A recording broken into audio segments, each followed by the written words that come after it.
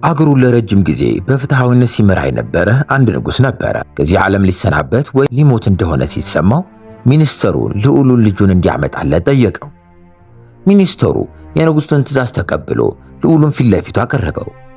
ንጉሡም ልጁን እንዲህ አለው፣ ጊዜ እየቀረበ እንደሆነ ይሰማኛል። እናም ከዚህ ዓለም ልወጣ ነው ብዬ አስባለሁ። እናም ይህን ሀገር ስትመራ ዓለም እንዳያታልልህ እፈራለሁ።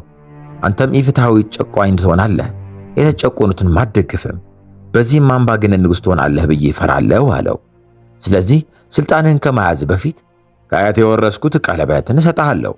ይህ ቀለበት በአላህ ፍቃድ በሁሉም ነገር የሚረዳ ጥልቅ ጥበብ ተቀርጾበታል አለው። ልዑሉም አባቱን አባቴ ሆይ አንድ ጥበብ በሁሉም ነገር እንዴት ሊረዳኝ ይችላል ሲል ጠየቀው። አባቱም ይህ ጥበብ ትዕቢተኝነትና ጭቆናን ወይም በደልን ከልብ ያስወግዳል። እናም ይህን ፈተና ካለፍክ ኢፍትሃዊነት ከመስራት ይጠብቅሃል። በችግር ጊዜ በጣም በሚያስፈልግ ጊዜም ደስታን ይሰጥሃል አለው። ልዑሉም አባቱን አባቴ ሆይ ይህ ጥበብ ኢፍትሃዊነትና ጭቆናን የሚከላከል በመከራና በችግር ጊዜም የደስታ ምንጭ ነው ማለትህ ነው ሲል ጠየቀው። ንጉሡም አዎ ልጄ፣ ሁለቱንም ገጽታዎች በአንድ ላይ በማጣመሩ በዚህ ጥበብ በጣም ተገረመ። ንጉሡ ለልጁ ኑዛዜውን ከጨረሰ በኋላ ቀለበቱን ሰጠውና እኔ ከተቀበርኩ በኋላ እንጂ እንዳትለብሰው ብሎ አዘዘው። ከጥቂት ቀናቶች በኋላም ንጉሡ ሞተ። ልዑሉ ተገቢውን የሐዘን ሥነ ሥርዓት ማከናወነ። ከዚያም ከአባቱ በኋላ ንጉሥ ሆነና መግዛቱን ቀጠለ። ከዕለታት አንድ ቀን እናቱ የአክስቱን ልጅ እንዲያገባ ጠየቀችው።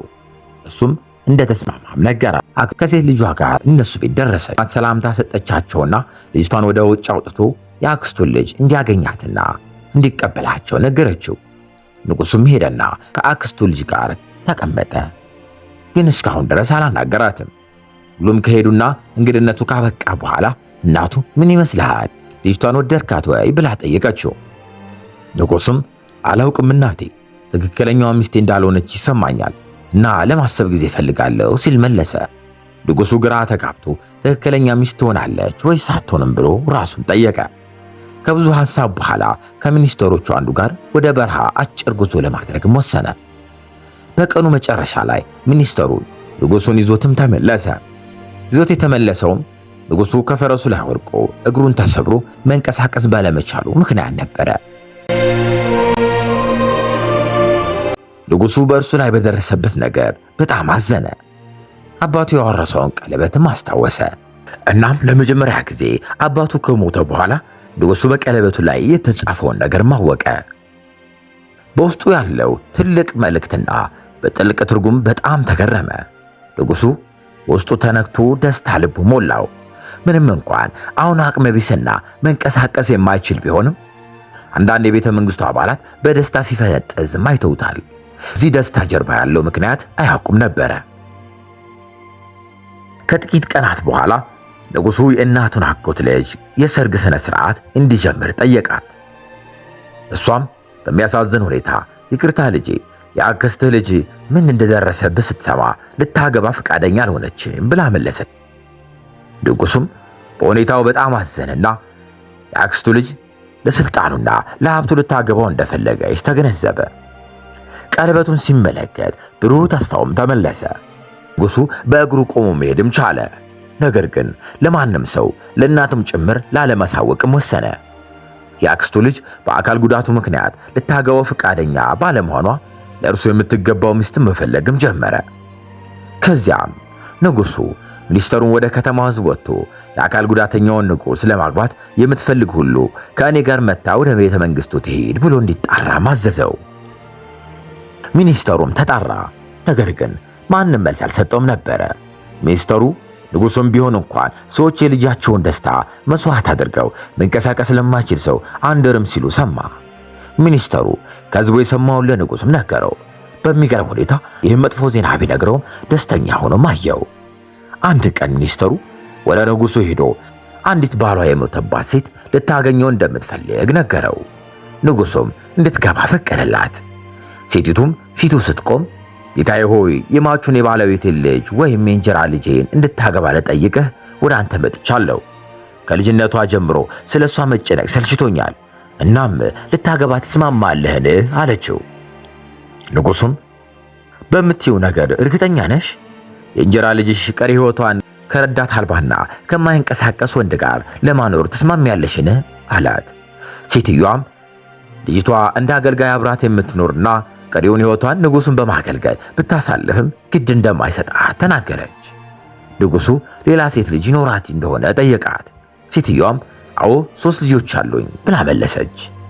ንጉሱም ለምን አንዷን መስዋዕት አድርገሽ አታጋብኝም ሲል ጠየቃት። ሴትዮዋ በግልጽ ተናገረች። ንጉሥ ሆይ የሴቶች ልጆችን ሕይወት በዚህ መንገድ ወይም አንዳቸውን በመከራ ውስጥ እንዲያልፉም አልፈልግም አለች። ንጉሱም እንዴት ያለሽ ክፉ ሴት ነሽ! ከራስሽ ሴት ልጆች አንዷን መስዋዕት ማድረግ አትፈልጊም፣ ነገር ግን ወላጅ አልባ የእንጀራ ልጅሽን ደስታ ለብሽ ትስማሚያለሽ አላት። ሴትዮዋም በንጉሱ ቃል ተበሳጭታ ሄደች። በዚህም ጊዜ ንጉሱ ከሚኒስትሮቹ አንዱ እንዲከታተላትና ከዚያም ትዕቢተኛ አሮጊት ሴት ቤት ውስጥ ያለውን እያንዳንዱን እንቅስቃሴ እንዲከታተልም አዘዘው።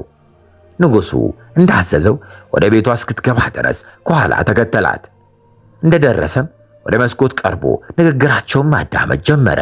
አሮጊቷም እንዲህ አለች፣ ያቺ ተንኮለኛ ልጅ አለች። ምንም ያገባ ልጅ ቢፈልግም እሷን ሊያገባት ፈቃደኛ አልሆነም። ይባስ ብሎ ከሴት ልጆችሽ አንዷን ማግባት እፈልጋለሁ አለኝ። 3ቱም ልጃገረዶች አይሆንም እናቴ ብሎ ጮኹ።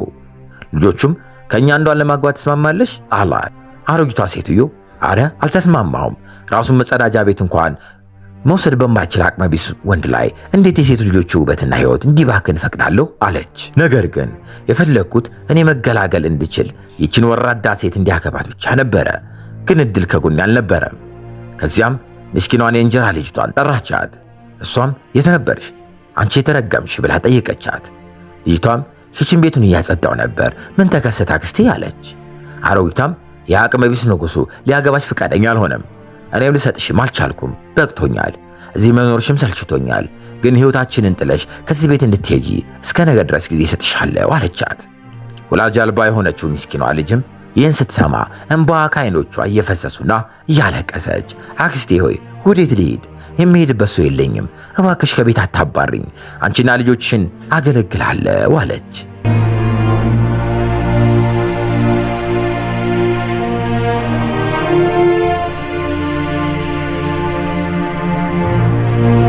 ሚኒስተሩም በባልቴቷ በሴቶቿ ልጆቿና በድሃ ወላጅ አልባ ልጅ መካከል የተፈጠሩ ሁሉም አዳመጠ። ከዚያም ወደ ቤተ መንግስቱ ሲመለስ የሰማውንና ያየውን ሁሉ ለንጉሱም ነገረው። ንጉሱም ተቆጥቶ እኔ በሕይወት ሳለሁ በመንግስቴ ውስጥ ሰው መበደል ተገቢ አይደለም አለ። ከዚያም ሚኒስተሩን ሂድና አምጣቸው አለው።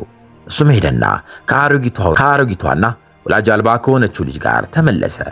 ንጉሱ ልጅቷን ሳይ በውበቷና በንጽህናዋ ተገረመ።